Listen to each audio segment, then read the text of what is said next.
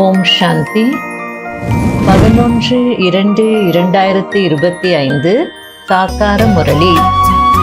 இன்று சிவ பகவான் கூறுகிறார், இனிமையான குழந்தைகளே, உங்களுக்கு பகவான் படிப்பிக்கிறார். உங்களிடம் ஞான ரத்தினங்கள் இருக்கிறது. இந்த ஞான ரத்தினங்களின் தொழிலைதான் நீங்கள் செய்ய வேண்டும். நீங்கள் இங்கே ஞானத்தை பெற்றுக்கொள்வீர்கள், பக்தி அல்ல. கேள்வி: மனிதர்கள் நாடகத்தின் எந்த அதிசயமான விதியை பகவானின் லீலை என்று புரிந்து கொண்டு அதை மகிமை செய்கிறார்கள்? பதில்: யார் எதில் பாவனை வைத்திருக்கிறார்களோ அவர்களுக்கு அதன் காட்சி கிடைத்து விடுகிறது. அதாவது, யார் எந்த தேவதையில் பாவனை வைக்கிறார்களோ அவர்களுக்கு அந்த தேவதையின் காட்சி கிடைத்து விடுகிறது. அப்போது பகவான் காட்சி காட்டிவிட்டார் என்று நினைக்கிறார்கள்.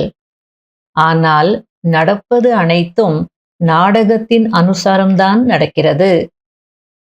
ஒரு பக்கம் பகவானை மகிமை செய்கிறார்கள், இன்னொரு பக்கம் சர்வ வியாபி என்று சொல்லி நிந்தனை செய்து விடுகிறார்கள். ஓம் சாந்தி. பகவானுடைய மகா வாக்கியம் மனிதர்களையோ அல்லது தேவதைகளையோ பகவான் என்று சொல்லப்படுவதில்லை என்று குழந்தைகளுக்கு புரிய வைக்கப்பட்டிருக்கிறது. சிவனுக்கு அவருக்கென்று ஷரீரம் இல்லை என்பதையும் தெரிந்திருக்கிறீர்கள். மூலவத்தனத்தில் சிவ்பாபா மற்றும் சாலி கிராமங்கள் இருக்கிறார்கள். இப்பொழுது ஆத்மாக்களின் தந்தை படிப்பித்துக் கொண்டிருக்கிறார். மற்ற எந்தெந்த சத்சங்கங்கள் இருக்கிறதோ உண்மையில் அவை ஒன்றும் சத்தியத்தின் சங்கம் அல்ல. அதாவது சத்தியமான இறைவனுடைய சங்கம் அல்லது சகவாசம் கிடைப்பதில்லை என்பதை குழந்தைகள் அறிந்திருக்கிறீர்கள். அங்கு நமக்கு பகவான் படிப்பிக்கிறார் என்று யாரும் புரிந்து கொள்ள மாட்டார்கள். இந்த மகான், அந்த மகான், இந்த சுவாமிஜி, அந்த குருஜி, இவங்க தான் சொல்லிட்டு இருக்காங்க. அந்த கனெக்ஷன் அவங்களோடு தான் இருக்கு. நிராகார தந்தையோடு அங்க யாருக்கும் கனெக்ஷன் இல்லை அப்படின்றார். அனைவருக்கும் கிருஷ்ணரிடம் அன்பு இருக்கிறது. கிருஷ்ணரை தான் ஊஞ்சலில் வைத்து ஆட்டுகிறார்கள். குழந்தைகளை ஊஞ்சலில் ஆட்டப்படுகிறது, தந்தையை ஆட்ட முடியாது. அதாவது லௌகீகத்துக்கும் சரி, பாரலௌகீகத்துக்கும் சரி. லௌகீகத்துல கூட குழந்தைய தானே ஊஞ்சல்ல வைத்து ஆட்டுவாங்க, தந்தையை யாரும் ஊஞ்சல்ல ஆட்டுறதில்ல. அதே போல இங்கேயும் பாபா என்ன சொல்லிட்டு இருக்கார் அப்படின்னா, நான் தந்தை, ஸ்ரீகிருஷ்ணர் பாலகன், குழந்தை. அந்த குழந்தைய தான் ஊஞ்சல்ல வைத்து ஆட்டுவாங்க, என்னை ஆட்ட முடியாது அப்படின்றார். நீங்கள் சிவ் பாபாவை ஊஞ்சலில் வைத்து ஆட்டுவீர்களா? அவர் குழந்தையாக ஆகுவதே இல்லை, அவர் புள்ளியாக இருக்கிறார். அவரை என்னவென்று ஊஞ்சலாட்டுவீர்கள்? கிருஷ்ணபுரியின் ஸ்தாபனை நடந்து கொண்டிருக்கிறது. இது கம்சபுரியாகும். 2 விதமான குருமார்கள் இருக்கிறார்கள் என்பதையும் புரிய வைக்க வேண்டும். ஒன்று பக்தி மார்க்கத்தின் குருமார்கள். அவர்கள் பக்தியை தான் கற்றுக் கொடுக்கிறார்கள். இந்த தந்தை ஞான கடலாக இருக்கிறார். இவரை சத்குரு என்று சொல்லப்படுகிறது. இவர் ஒருபோதும் பக்தியை கற்றுக் கொடுப்பதில்லை, ஞானத்தை தான் கற்றுக் கொடுக்கிறார்.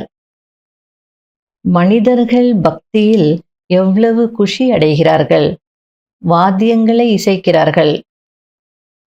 பனாரஸில் பார்த்தீர்கள் என்றால் அனைத்து தேவதைகளின் கோவில்களையும் உருவாக்கி விட்டிருக்கிறார்கள். இவை அனைத்தும் பக்தி மார்க்கத்தின் கடைகள். அதாவது எல்லா தேவதைகளுடைய கோவில்களையும் உருவாக்கி பக்தி மார்க்கத்தினுடைய கடையை நடத்திட்டு இருக்காங்க அப்படின்றார். ஆகையாலே பாபா இவை அனைத்தும் பக்தி மார்க்கத்தின் கடைகள், பக்தியின் தொழிலாகும் அப்படின்றார். குழந்தைகளாகிய நீங்கள் ஞான ரத்தினங்களின் தொழில் செய்ய வேண்டும். இதையும் வியாபாரம் என்று சொல்லப்படுகிறது. பாபாவும் கூட ரத்தினங்களின் வியாபாரியாக இருக்கிறார்.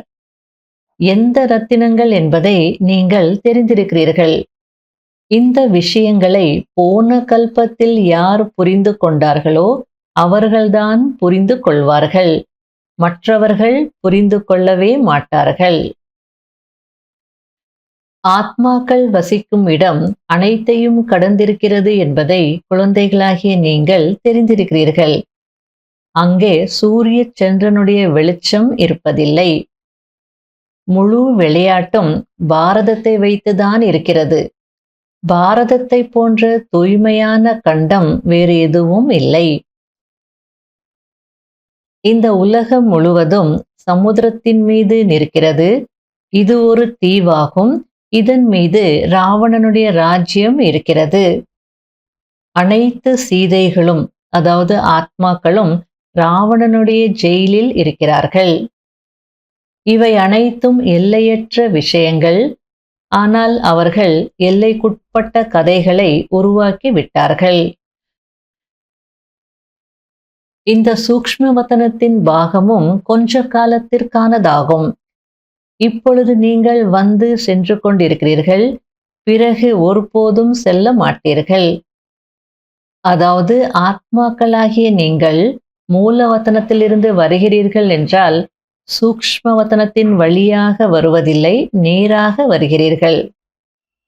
அதனால இங்கிருந்து போகும்போதுதான் அந்த சூக்ஷ்மவதனத்துடைய பார்ட்டே இருக்கு அப்படின்றார். பிராமணனிலிருந்து பரிஷ்தா டபுள் லைட் ஆகி அதுக்கப்புறம் அஷரீரியாகி மேலே போகணும். வரும்போது டைரக்டா அங்கிருந்து சத்தியுகத்துக்கு வந்துருவீங்க. நீங்கள் இப்போது பாபாவின் பெயர், ரூபம், தேசம், காலம் என அனைத்தையும் புரிந்து கொண்டு விட்டீர்கள். எந்த ஒரு பொருளும் பெயர் ரூபம் இல்லாமல் இருக்க முடியாது என்பதை நீங்கள் தெரிந்திருக்கிறீர்கள். இதுவும் புரிந்து கொள்ள வேண்டிய சூக்ஷ்மமான விஷயமாகும். நிறைய பேர் ஆத்மாவை பார்ப்பதற்கு முயற்சி செய்கிறார்கள். ஆனால் யாரும் பார்க்க முடியாது. ஆத்மா மற்றும் பரமாத்மாவின் ரூபம் ஒன்றுதான். எனவே புள்ளியை பார்த்தாலும் எதுவும் புரியாது. அதாவது சில பேருக்கு பரமாத்மாவை பார்க்கணும்னு நினைக்கிறாங்க. சரி, அவங்களுக்கு ஜோதிர் பிந்துனுடைய காட்சி கிடைச்சதுன்னா என்ன புரிஞ்சுப்பாங்க? எதுவுமே புரியாது அப்படின்றார். பொதுவாக ஆத்மாவின் காட்சியை யாரும் விரும்புவதில்லை. பரமாத்மாவின் காட்சியை பார்க்க வேண்டும் என்ற விருப்பம்தான் வைக்கிறார்கள். எந்தெந்த ரூபத்தில் என்ன பாவனை வைக்கிறார்களோ, எந்த முகத்தை பார்க்கிறார்களோ அந்த காட்சி கிடைக்கிறது என்பதை பாபா அமர்ந்து இப்போது புரிய வைக்கிறார். விநாயகரின் பூஜை செய்கிறார்கள் என்றால் அவர்களுக்கு விநாயகரின் காட்சி கிடைக்கிறது. அதாவது நிஜத்தில் தெரிவது போல் உயிரோட்டமாக காட்சி கிடைக்கிறது. மிகவும் பிரகாசமான ரூபத்தை பார்க்கிறார்கள் என்றால் நாங்கள் பகவானின் காட்சியை பார்த்தோம் என்று நினைக்கிறார்கள். அதாவது இறைவன் மிகவும் பிரகாசமானவர், கோடி சூரிய பிரகாசமானவர் அப்படின்ற நம்பிக்கை பாவனை யாருக்கு இருக்குமோ அவங்களுக்கு அந்த பிரகாசம் கிடைச்சது அப்படின்னா இது இறைவனுடைய காட்சி அப்படின்னு அவங்க புரிஞ்சுப்பாங்க அல்லது நினைப்பாங்க. அதனால யாருக்கு எந்த பாவனை இருக்கோ அவங்களுக்கு அந்த காட்சி கிடைச்சதுன்னா தான் அந்த நம்பிக்கை ஏற்படும், சந்தோஷப்படுவாங்க அப்படின்றார். அதிலேயே குஷியடைந்து விடுகிறார்கள். இவை அனைத்தும் பக்தி மார்க்கம், இறங்கும் கலையாகும். சேவை செய்யக்கூடிய குழந்தைகளுக்கு மறைமுகமான ஆன்மீக போதை இருக்க வேண்டும். மகிழ்ச்சியோடு புரிய வைத்தீர்கள் என்றால் வெற்றி கிடைக்கும். உங்களுடைய இந்த படிப்பும் மறைமுகமானது, படிப்பிக்கக்கூடியவரும் மறைமுகமாக இருக்கிறார். நாம் புதிய உலகத்திற்கு சென்று இதுபோல் ஆகுவோம் என்பதை நீங்கள் தெரிகிறீர்கள். எதுபோல் ஆகுவோம்? தேவதைகள் போல் ஆகுவோம். இது உங்களுக்கு தெரியும். குழந்தைகளுக்கு இப்போது ஞானம் கிடைத்திருக்கிறது. அதையும் வரிசை கிரமமாக தாரணை செய்கிறார்கள். யோகத்திலும் கூட வரிசை கிரமமாக தான் இருக்கிறார்கள். நான் எந்த அளவிற்கு நினைவில் இருக்கிறேன் என்பதை சோதித்து பார்க்க வேண்டும். உங்களுடைய இந்த முயற்சி எதிர்கால 21 பிறவிகளுக்கானதாக ஆகிவிடும் என்று பாபா கூறுகிறார். இப்போது தோல்வி அடைந்து விட்டீர்கள் என்றால் கல்ப கல்பமும் தோல்வி அடைந்து கொண்டே இருப்பீர்கள். உயர்ந்த பதவி அடைய முடியாது. நீங்கள் பொய் சொன்னீர்கள் என்றால், பாவ கர்மங்கள் செய்தீர்கள் என்றால் தனக்குதான் நஷ்டத்தை ஏற்படுத்திக் கொள்வீர்கள். பிறகு பாபாவிடம் மறைப்பது என்பது தன்னுடைய சத்தியநாசம் செய்து கொள்வதாகும். தூய்மையாகுவதற்கு நாம் பாபாவை நினைவு செய்ய வேண்டும். நன்றாக படித்து உயர்ந்த பதவி அடைய வேண்டும் என்ற இந்த கவலைதான் உங்களுக்கு இருக்க வேண்டும். யார் இறந்தாலும் வாழ்ந்தாலும் அதை பற்றி கவலை இல்லை. பாபாவிடம் இருந்து எப்படி ஆஸ்தி எடுப்பது என்ற கவலை மட்டும்தான் இருக்க வேண்டும். நல்லது. இனிமையிலும் இனிமையான காணாமல் போய் கண்டெடுக்கப்பட்ட செல்ல குழந்தைகளுக்கு மாத் பிதா பாப் தாதாவின் அன்பு நினைவுகள் மற்றும் காலை வணக்கம். ஆன்மீக குழந்தைகளுக்கு ஆன்மீக தந்தையின் நமஸ்காரம். கடைபிடிக்க வேண்டிய முக்கியமான சாராம்சம். முதல் பாயிண்ட், உள்ளுக்குள் மறைமுகமான குஷியில் இருந்து சேவை செய்ய வேண்டும். மனம் உறுத்தி கொண்டிருக்கும்படியான அப்படிப்பட்ட எந்த ஒரு காரியத்தையும் செய்யக்கூடாது.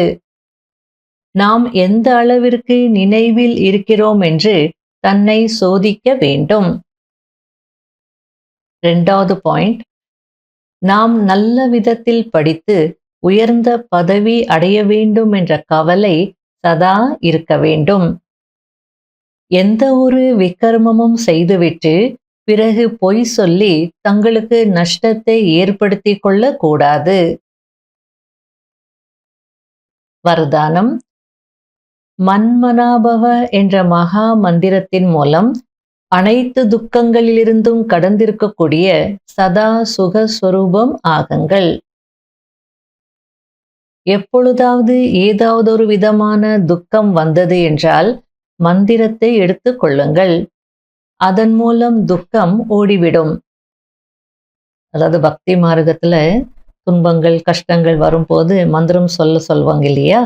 அந்த மந்திரம் சொல்லும் போது துக்கம் ஓடிடும், பிரச்சனைகள் ஓடிடும். அது போல நமக்கு பாபா மகா மந்திரத்தை கொடுத்திருக்கிறார், மன்மனாபவ மந்திரம். ஆகையில துக்கம் வந்தது அப்படின்னா அந்த மந்திரத்தை பயன்படுத்துங்க, யூஸ் பண்ணுங்க. அப்படின்னா பாபாவை நினையுங்க, மனதை பாபாவிடம் ஈடுபடுத்துங்க அப்படின்றார். கனவில் கூட சிறிதளவும் துக்கத்தின் அனுபவம் ஏற்படக்கூடாது. உடல் நோய்வாய்ப்பட்டாலும், பணம் மேலும் கீழும் ஆனாலும், என்ன ஆனாலும் உள்ளுக்குள் துக்கத்தின் அலைகள் வரக்கூடாது. எப்படி கடலில் அலைகள் வருகிறது, மேலும் சென்று விடுகிறது. ஆனால் யாருக்கு அந்த அலைகளில் விளையாட தெரிகிறதோ அவர்கள் அதில் சுகத்தை அனுபவம் செய்வார்கள். அலைகள் வரும்போது எகிரி குதித்து எப்படி கடந்து செல்வார்கள் என்றால் விளையாடி கொண்டிருப்பது போல் கடந்து செல்வார்கள். ஆக கடலின் குழந்தைகள் சுகஸ்வரூபம் ஆவீர்கள். துக்கத்தின் அலை கூட வரக்கூடாது. பாபா அழகா எக்ஸாம்பிள் கொடுத்து புரிய வச்சிட்டு இருக்கார். வாழ்க்கை என்பதும் ஒரு கடல் போலதான். எப்படி கடல்ல அலைகள் வந்து கொண்டே இருக்குமோ அது போல நம்முடைய வாழ்க்கையிலையும் பிரச்சனைகள் என்ற அலைகள் வந்துதான் இருக்கும். உடம்புக்கு நோய் வரலாம், பணத்தின் பிரச்சனை வரலாம். எதுவாக இருந்தாலும் கனவில் கூட துக்கத்தினுடைய அலைகள் வரக்கூடாது அப்படின்றார். அதுக்கு நம்ம என்ன செய்யணும்? அதாவது கடல்ல கூட யாருக்கு ஒரு டெக்னிக் தெரியுமோ அவங்க அலைகள் வரும்போது என்ஜாய் பண்ணுவாங்க. அந்த அலைகள்ல சுகத்தினுடைய அனுபவத்தை செய்வாங்க. எப்படின்னா அலைகள் வரும்போது கொஞ்சம் ஜம்ப் பண்ணுவாங்க. ஜம்ப் பண்ணிட்டு அலைகள் போன பின்னாடி அதே இடத்துல நிற்பாங்க. இந்த டெக்னிக் யாருக்கு தெரியுமோ அவங்க சுகத்தின் அனுபவம் செய்வாங்க. அவங்களுக்கு விளையாடுற மாதிரி தான் இருக்கும். அதே போலதான் நீங்களும் பிரச்சனைகள் வரும்போது மகா மந்திரத்தை யூஸ் பண்ணுங்க. பாபா கிட்ட போயிடுங்க, மேலே போயிடுங்க. அப்புறம் இந்த பிரச்சனை என்ன ஆயிடும்? அலை வரும்னா அந்த அலை அப்படியே இருக்குமா என்ன? திரும்பி போயிடும் இல்லையா? அது போனது கீழே வாங்க, அப்ப அந்த இடத்துல நீங்க நிப்பீங்க. இது கூட ஒரு விளையாட்டு போல ஃபீல் பண்ணுவீங்க. ஆகையால நீங்க சுக கடலுடைய குழந்தைகள், துக்கத்தின் அலை வரக்கூடாது அப்படின்றார். ஸ்லோகன்: ஒவ்வொரு எண்ணத்திலும் திடத்தன்மையின் விசேஷ தன்மையை நடைமுறையில் கொண்டு வாருங்கள். அப்போது வெளிப்படுதல் ஏற்பட்டு விடும். அவ்யக்த சமிகை: சுய முன்னேற்றத்தில், சேவையின் முன்னேற்றத்தில் ஒருவர் சொன்னார், இன்னொருவர் சரி என்று சொன்னார் என்று இருக்க வேண்டும். இதுபோல் சதா ஒற்றுமை மற்றும் திடத்தன்மையின் மூலம் முன்னேறி கொண்டே செல்லுங்கள். எப்படி தாதிகளின் ஒற்றுமை மற்றும் திடத்தன்மையுடைய குழு உறுதியாக இருக்கிறதோ, அதேபோல் ஆதி சேவையின் ரத்தினங்களின் குழு உறுதியாக இருக்க வேண்டும். இது மிகவும் அவசியமானதாக இருக்கிறது. ஓம் சாந்தி.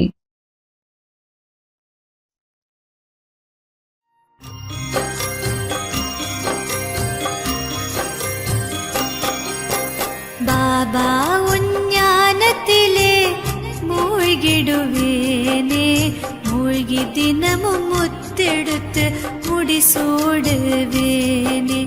பாபா உஞ்ஞானத்திலே மூழ்கிடுவேனே, மூழ்கி தினமும் முத்தெடுத்து முடிசூடுவேனே.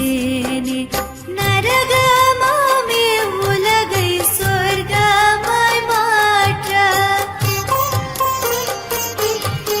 சொர்க்கத்தில் நான் சென்று உலகத்தை ஆள. பாபா உன் சொல்படியே நாளும் நான் நடந்தே, எதிர்கால உலகத்திலே எஜமானனாவேன். பாபா உன் ஞானத்திலே மூழ்கிடுவேனே, மூழ்கி தினமும் முத்தெடுத்து முடிசூடுவேனே.